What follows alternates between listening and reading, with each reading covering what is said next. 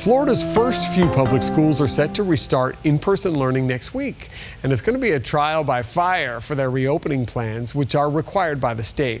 But just how detailed are these strategies, and how heavily were they scrutinized, if at all, by the Florida Department of Education? 4 in Your Corner's Forrest Saunders has been taking a look at schools as they try to rebound during the pandemic.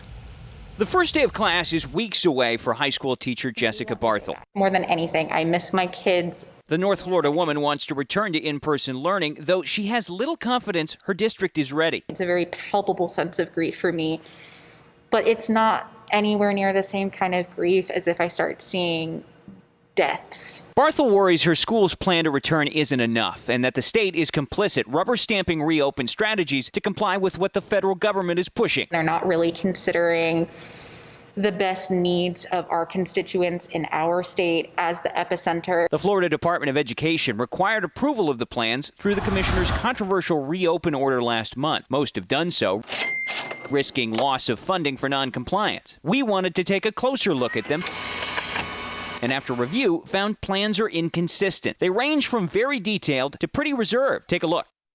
This 37-page reopen plan belongs to Pinellas County. It's got a lot of contingencies, a lot of details.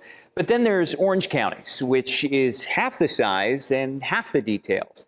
And then you go all the way down to Dixie County, which is just 6 pages. Most plans aren't much more than a checklist the department sent out to districts. Templates ask schools to agree to 7 assurances, like providing in-person lessons. What they don't require, details on virus protections. The approval process looks pretty straightforward as well. According to this DOE email to Calhoun County, approval is, quote, focused on verifying each of the 7 assurances. We're going to provide tremendous flexibility for districts to do what fits their community. That's Senate Ed Committee Chair Manny Diaz. He stands by the department's system, saying it provides districts needed freedom in a diverse state. Look, it may just check off the boxes. It'd be very simple for them to be able to return. And for other districts, it's going to require a more elaborate plan, a scheme, depending on the size of the district, depending on the infection rates and what the obstacles are. But how will these varied plans actually hold up once reopening is underway? For that answer, we'll have to wait and see what happens. Barthel is hoping her school hits the brakes before it can. How much are our lives worth? At the Capitol, Forrest Saunders, Fox 4 in your corner.